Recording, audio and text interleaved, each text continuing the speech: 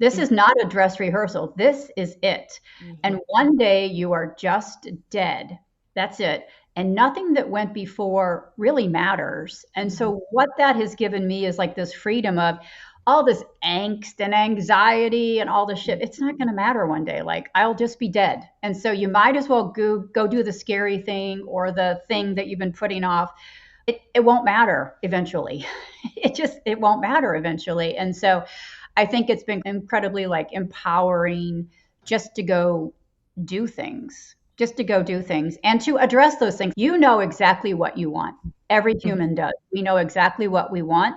Whether we acknowledge it or not are two different things. And you can look at any point of friction in your life, that hard conversation you don't want to have, or that dream you're really excited about, but you're terrified to go for. Those are all points of friction.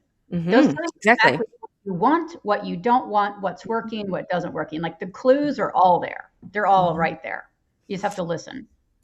I think Yeah. becomes much more of a focus when something really forces you to look at your insides. It's Yeah. it's Yeah. actually pretty easy, Colleen, to ignore your feelings It is. because It is. there's a Well, we're lot of taught. responsibility.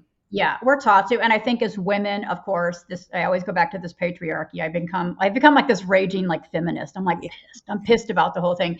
But we're really taught to put our feelings second, right? Our Mm, goal is to help other people make sure they're comfortable and good.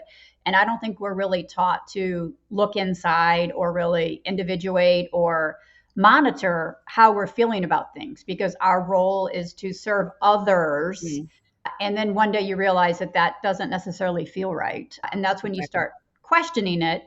um, it's this Mm, idea of acknowledging it, and I have this concept or this thing I talk about, this radical self responsibility, mm. which totally sucks, like because you Yeah. are really responsible for yourself. And I'm like, any able-bodied adult, we are exactly where we are choosing to be at any given moment.